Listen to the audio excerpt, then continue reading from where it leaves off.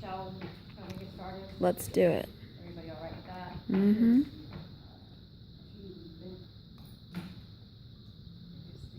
Well, welcome, and thank you for coming. My name is Ramona Pedron, and I'm the author of Hardwired. I'm going to tell you a little bit about myself first, just to give the story of background before I get into the book. My parents and my brother immigrated to the United States from Cuba in 1962. I was born in Miami, and from there they moved north. My sister was born in Alexandria, Virginia, and from there we moved to Montgomery County. And I would spend most of my childhood in Montgomery County schools. I went to Wheaton Woods, Rocky Valley, Montrose, and the last Montgomery County school I would attend would be Earlby Wood. The reason that's the last Montgomery County school I would attend is because my parents moved to Orlando, Florida. When they told me that they were moving, I was very happy because unusually for a 12-year-old who wouldn't be very happy about a 1,000-mile move from all their friends, I wasn't doing well in Montgomery County. From being abused at home, I had very low self-esteem, so I was being bullied in school. I showed a lot of weakness. The teachers didn't like me very much either, because as a bullied kid, every classroom that I attended, there was a lot of chaos. So I was to blame for all of that. So when we went to Orlando, or the thought of it, I thought I had a new lease on life. I was going to a new city, 1,000 miles away, new teachers, student body, it's going to be different. It probably won't surprise any of you that when I stepped off that school bus onto that new school in Orlando, everything was exactly the same. I was still targeted by bullies. Teachers didn't like me very much because of all the chaos that created around me. And so, at the age of 12, I began to wonder what creates change. How do I change my circumstances? How can I make things better? I didn't know. And I went through all the usual processes of, putting coincidences together, of course, the God factor, all of that. So, that's where Hardwired begins. At the age of 12, I'm in Orlando, and I'm looking for these factors that are going to change my life and how. So Hardwired is my personal account of life as an abused child, and my transition into life as an abuse survivor. And there's a difference. Yeah, you survive, the heals will wound, but the wounds will heal, along with a lot of other emotional damage that's done. But sometimes what doesn't change are the patterns. You become very accustomed to the chaos.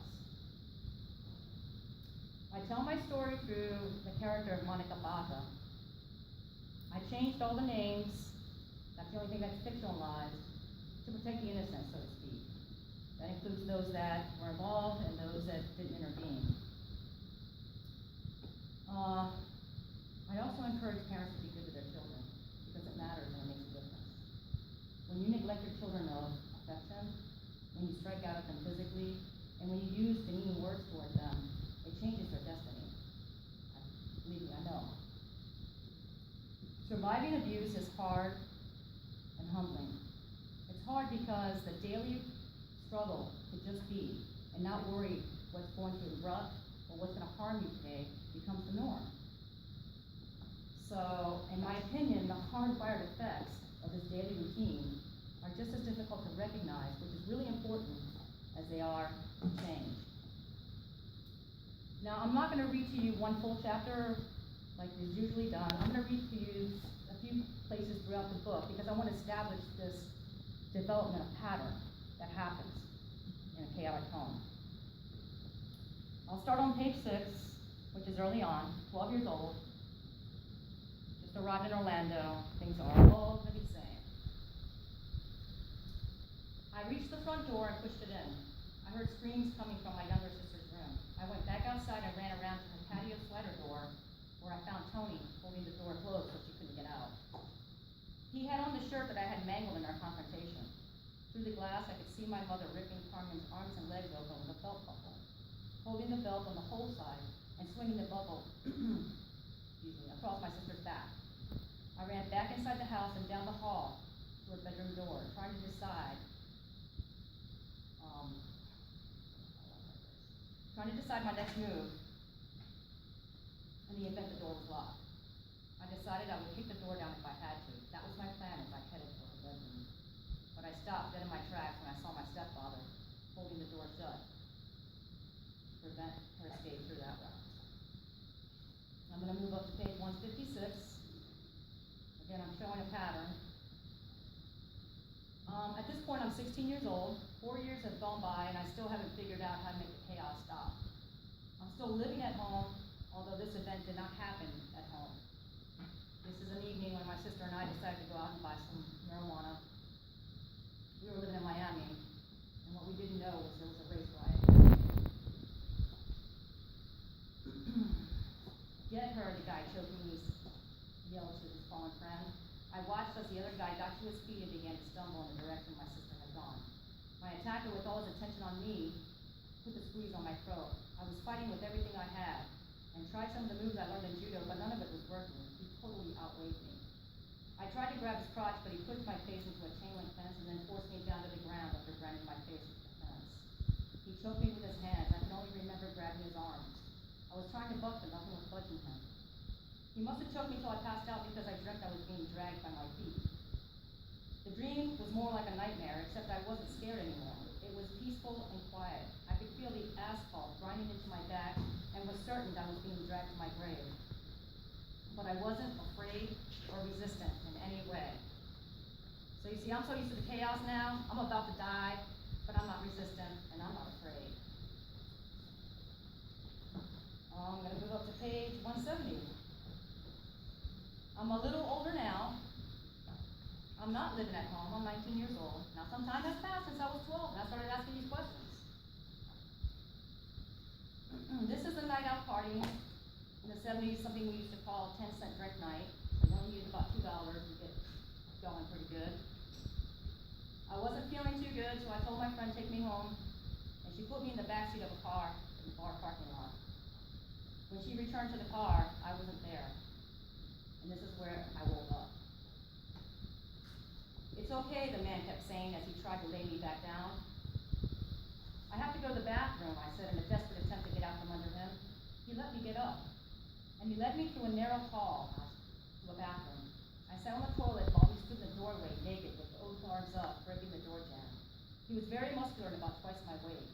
I couldn't concentrate. Things were fuzzy. How did I get here? Where was my girlfriend? She wasn't here. The house was dark and empty. I could see that much. I can't go with you standing there, I said to the naked stranger. Don't you go nowhere, girl. He pointed his index finger at me before leaving his post. I sat on the toilet and stared straight out of the narrow bathroom opening. I could see the front door through the darkness of his living room. I was like a cat with heightened eyesight. I could feel the stillness of him watching from the hallway. How close was he?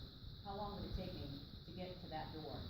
Once again, my pattern of getting to this door is going to create all this change. I'm still there. Now, surviving abuse is humbling, as I just said. It's hard and humbling. It's humbling because at some point, you have to wake up and realize that the patterns you become accustomed to and are comfortable in will not lead you to a happy and healthy life. So you're going to have to humble yourself and ask for help and say, I don't know. And even though I recognize this, and I do, kind of early on at a young age, this is what that sounded like when I start recognizing that there's a different level of comfort in my chaos than there is out there where people don't recognize that chaos. That is where the dance came in. We were constantly making one another pay for something. I wanted more than anything to get away from my family, my mother especially. But at the same time, it was so uncomfortable out there. I needed to find a place that made me feel safe. My definition of safe wasn't functional, because in my experience, danger was my safety, and I knew how to deal with that specifically. I didn't know how to deal with peace and quiet. I was suspicious and anxious when my environment turned too silent. Left only with my thoughts, I would become plagued with guilt and the feeling of helplessness. I was afraid to dream for fear that the opposite would appear. I hated God for never listening and for letting my life go to hell for no apparent reason. And so it's not until I'm pregnant and I have this horribly disturbing dream about my role as a mother that that I come to terms as to why the chains must be broken. They must be broken fast. So I humbled myself at that point, and I asked for help. I'm going to read to you one more, and let you listen in on what that plea for help sounded like. From page 177. My anxiety became a weight that I could not bear. Without telling anyone else about the dream, I went to a psychologist to ask if I could possibly be a fit mother after a dream like that. Once again, I was in a safe place, where no one knew my family, especially my mother. I could be honest and open without any reservations. I explained to the doctor about my dream and the anxiety I'd been feeling about my ability to rear a child because of my past. I feared that it meant I would probably abuse or molest my own child. I wondered if I could be such an awful human being and not know it. As I unwound and unraveled my panic, I remembered the time I spent with Miss Cohen and how she had been able to expand my thinking and therefore my experience. I lusted for the relief that came whenever I could diffuse some of the ill feelings I had about my existence. So fortunately, that psychologist not only encouraged me to have that baby, keep that baby, but she also helped me and got me tools that gave me the confidence that I would never harm that child. And I did keep that child.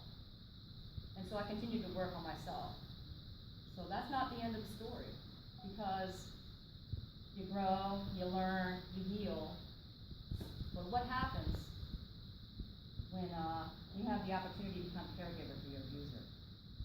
Are you healthy enough to resist the urge to exact your revenge? I mean, is it fair to treat your abuser the way she treated you? Can breaking the cycle of abuse really change you? I mean, the hardwiring be rewired for happiness and healing? My answers, my personal answers to those questions is exactly what my story is about. Because again, she was like me. She was imitating the destructive patterns that she had learned. And she needed me. So that being said, I hope that you will read my story. And let me take you on a journey that gives insight to the children that have no choice but to imitate